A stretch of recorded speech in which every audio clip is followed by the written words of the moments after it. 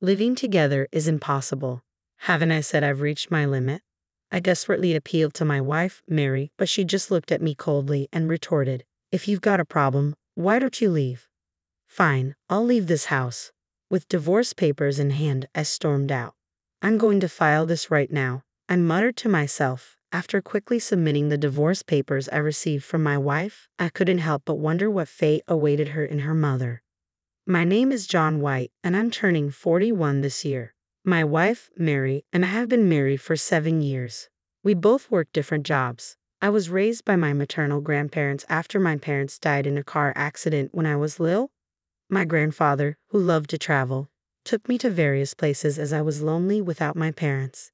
Influenced by him, traveling became my hobby. I blog about my solo travels and earn income as a freelancer.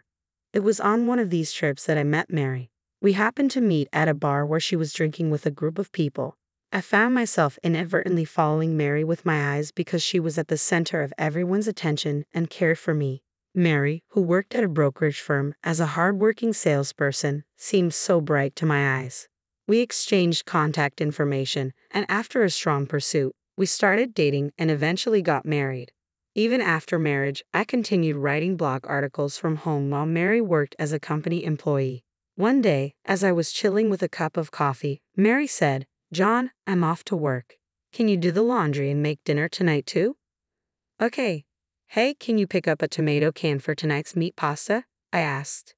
Mary frowned in annoyance. "I'm working outside, John. Because you're at home, you could do that much, right?" "Sorry, I might not have time to go out today. I'm swamped with work." At that moment, the living room door opened. "John, I've been listening. Why are you asking Mary to run errands?" It was my mother-in-law, Susan, who lives nearby. "Oh, Susan, what brings you here all of a sudden?" I asked in a trembling voice. She glared at me, and then Mary casually dropped a bombshell. "Oh, by the way, I gave her a key to this house." "What? Why would you do that without asking me?" Before I could confront Mary, Susan stared me down. "Is there a problem, John? You're pushing house chores on your working wife. You should be doing everything since you're home." "That's right, Mom. John is awful, isn't he?" Mary joined in with a smirk. "He comfortably lives at home, not earning much, and still has the nerve to be demanding." Being criticized like this, all I could do was bite my lip in silence. "All right, I'll go. Just listen quietly to what you're told since you're being supported by your wife," Susan said with satisfaction. Turning away from her, I retreated to my room. My biggest concern was Susan. After being widowed, she lived alone nearby and seemed to be proud of Mary, who graduated from a prestigious university and still doted on her. Since the beginning of our marriage, Susan disliked my work-from-home lifestyle, always making snide remarks. Mary never stood up for me during these attacks. I realized after marriage that Mary, raised with praise by her mother, was prideful and vain. They still depended on each other, and if I ever complained about her, Mary got upset right away. I dreaded the thought of her frequently coming over. Just thinking about it made me feel depressed. Sure enough, Susan started dropping by often. She criticized every household chore I did and spent entire days at our home chatting with Mary on her days off. This life drained me completely. It was Susan's birthday, and I was on my way to her house. It was a duty I had to fulfill despite my heavy steps. Mary, having work, left the house, and we planned to meet there, so I headed alone to Susan's home. "Happy birthday, Susan," I said as I arrived first, taking out a beautifully wrapped box from a paper bag. "This is a gift for you. It's a handmade bag I bought at a shop I visited for an interview." Before I could finish, she scoffed. "What's this? Trying to go cheap, huh? It's probably some freebie you got, isn't it?" "No, that's not it," I hurriedly denied, but she wasn't listening. "I don't need such a cheap bag. Really, you're so thoughtless. I thought you'd like it, so I prepared it," I said, but she began to berate me with a sharp look. "Enough already. I don't like how you use your job as an excuse to travel and inconvenience Mary." "That's not fair. I take pride in my work," I retorted, but she continued to look down on me. "Pride in your little side hustle? That's laughable. You're living off Mary. Return this useless thing and bring me gift cards instead." "All right," I said, putting the present back in the bag and leaving for the department store. "I'd like $200 in gift cards, please." After purchasing and wrapping the gift cards, I returned to my in-laws' house, feeling heavy. "I'm back, Susan," I said as I entered. Mary, who had arrived in the meantime, popped up. John, it's Mom's celebration today. I ordered some fancy takeout. The dining table was crowded with dishes from a famous restaurant, but I was told to cook, so I bought ingredients. Susan interrupted. What are you talking about? This is obviously better than your cooking. Thanks for this, Mary. I could only watch them with a dissatisfied look. Eventually, I reluctantly sat down, and we started eating. Mary and Susan were chatting happily, but I felt left out. Near the end of the meal, Mary suddenly said, Hey John, shouldn't we consider moving? Moving? There's a new high-rise nearby. Living somewhere with a great view and atmosphere would really motivate me at work. Oh, a high-rise, how nice. Susan was obviously thrilled. But isn't our current house good enough? Mary looked visibly annoyed. We have enough in our budget, so why not? Susan glared at me, pressuring me. Exactly, a man should just quietly listen to his wife. I felt small and could only agree. Okay, indeed, it's not a bad idea if moving would improve my work situation. And if we don't give Susan a key, things might be better than now. I convinced myself and agreed to the move.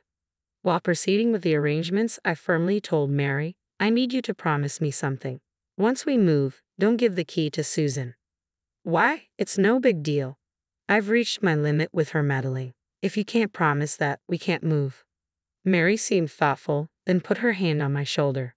Okay, if you say so. I can't help it. I won't give her the key. Thanks for understanding. Mary seemed really excited about the high-rise, and with her promise not to give Susan a key, I felt relieved and continued with the moving preparations. Months later, we moved into the high-rise. The location was fantastic, with a great view and a luxurious interior. Living there with Mary, I was finally enjoying a fulfilling life, but the issue with Susan was still looming. Hey, can I invite my mom over today? What? You just invited her yesterday. She started wanting to invite her mother over almost every day.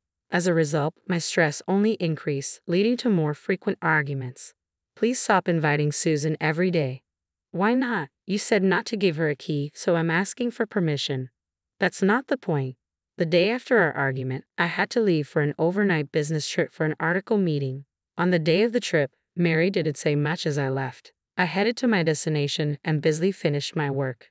Despite the busy schedule, I managed to finish everything and bought some souvenirs on my way home.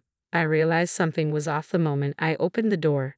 There was a vase ornament that wasn't there before. It was identical to one from my in-laws' entryway. A bad feeling crept over me as I went to the living room, only to find it filled with cardboard boxes. What? What's this? Then, smirking, Susan emerged from behind the boxes. Finally back, huh? You told Mary not to give me a key, didn't you? Well, I won't be locked out that easily.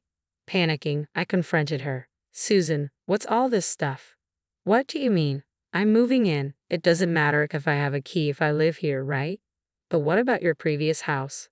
I've already canceled that lease. Proudly, she made me dizzy with her words. Then I noticed a piece of paper on the table. Ignoring me, Mary appeared in the living room, confused upon seeing me. Oh, John, you're back. Mary, what is this? I didn't agree to this. Mary, annoyed, said, scratching her head, what's the big deal? We have extra rooms. I can't live with her. I told you I've reached my limit. Even though I made an impassioned plea to her, she looked at me with such cold eyes and set it off. If you have a problem, why don't you leave? Saying that, she held out completed divorce papers toward me.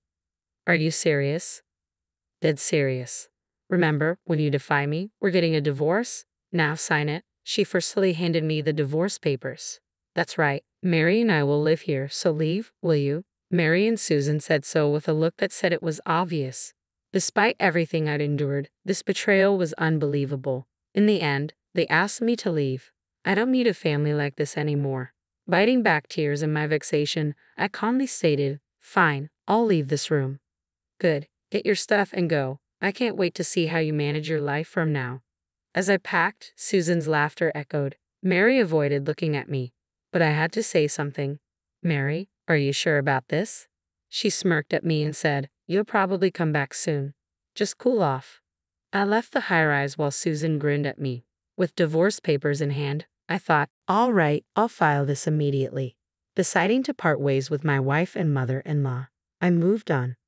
A month later, while relaxing in my new condo, the intercom rang incessantly. "Who is it?" I asked. "It's us. Open up now." It was Susan and Mary on the screen. Initially wanting to ignore them, I let them in to avoid disturbing the neighbors. "What do you want?" I said with a troubled look. Susan snapped, "What do you mean by leaving that high-rise? It's obvious it's already been sold." Her shock was evident as I told her the truth. "Sold it? That condo was Mary's property, wasn't it? There's no way you could sell it." "Mary's property? What are you talking about? I bought that high-rise myself." Susan looked at me, who had a calm expression, and then at Mary, who stood there pale-faced and motionless. "What's that all about?" I sighed deeply, looking straight at Mary. "Mary, didn't you tell her?" She remained silent, avoiding eye contact. I turned to Susan, who was still confused. "You called me a bottle-feeding freeloader, but I'm actually the founder of a travel blog and occasionally appear in magazines and on TV." "Magazines? TV?" She gaped at me, astonished. I continued calmly, "So I have some savings. By the way, the gift you rejected because it was cheap costs over $1,000. $1,000. She looked shocked. "Well, I returned it as you wished. And about the food delivery on your birthday? Mary paid for it with my credit card." Her face went from shock to anger. Turning quickly to Mary, she said, "Mary, then we can just buy back the high-rise from him. You're a top salesperson with a salary of over $100,000, right? You must have some savings." Mary remained silent. Trying to hold back my laughter, I told Susan, "Mary doesn't have any savings." "What?" Susan looked surprised again, and Mary just stood there. I continued evenly, "She's been continuously losing money on stocks. She's almost out of savings. Isn't that right, Mary?" "No, Mary, that's a lie, right?" She grabbed Mary's arm, shaking her. Mary collapsed to the floor as if her legs gave out. I thought moving to the high-rise would motivate me and lead to success at work. But what? As I questioned her while staring at her, she continued mumbling evasively.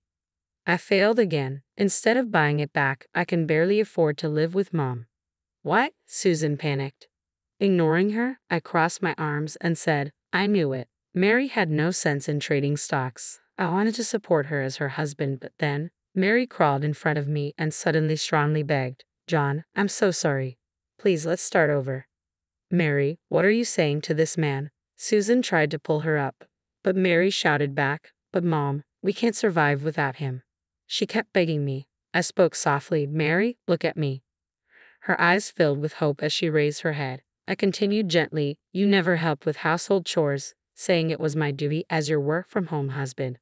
"I'm really sorry about that," she apologized with a pained face. I ignored her apology and went on, "You belittled me, saying I should leave. And now this? You took too much for granted. We're already divorced. I don't want anything more to do with you. Let's go our separate ways." As I firmly spoke, she tried to cling to me, but I silently brushed her hand away. Susan, having witnessed everything, cried out in anguish, "Wait a minute. What about the high-rise and our luxurious life?" "That's obviously impossible now," I replied. With a tone of disbelief, she shrieked hysterically, "What are we supposed to do now?" "How about living happily with your beloved daughter?" I suggested. She just gaped, speechless. I helped the dejected Mary stand up and ushered them out. The noisy commotion from Susan lingered at the entrance for a while, but it seemed to quiet down when the building manager arrived. Half a year later, I was on a new journey, traveling abroad. The unique freedom of being overseas felt incredibly refreshing. Recently, I received a message. It was from Mary, whom I had parted ways with that day. Apparently, after being evicted from the high-rise, Mary and her mother had moved into a dilapidated house that almost collapsed. To pay off her debts from stock trading, Mary worked day and night, and her mother, who had never worked before, took a part-time job in a factory to make ends meet. In her message, Mary expressed her gratitude, acknowledging the hardship of earning money and the lessons she learned. I felt a small knot in my heart unravel. Just a few days ago, after a long time back home, I agreed to go out for a drink with Mary upon her invitation. "I might have taken out my frustrations on you for doing what you love for a living." "I'm really sorry," she said, apologizing again. That day, I felt like I truly heard Mary's honest feelings for the first time. "It's okay. Thanks to that, I'm very happy now." She smiled wistfully. Going abroad again? Yeah, I'm off again next week. As we parted, she extended her hand. I'll live as hard as you, not to be outdone. Sure, I'm rooting for you. We shook hands firmly. Walking home, I thought about cherishing my work and living my life positively from now on.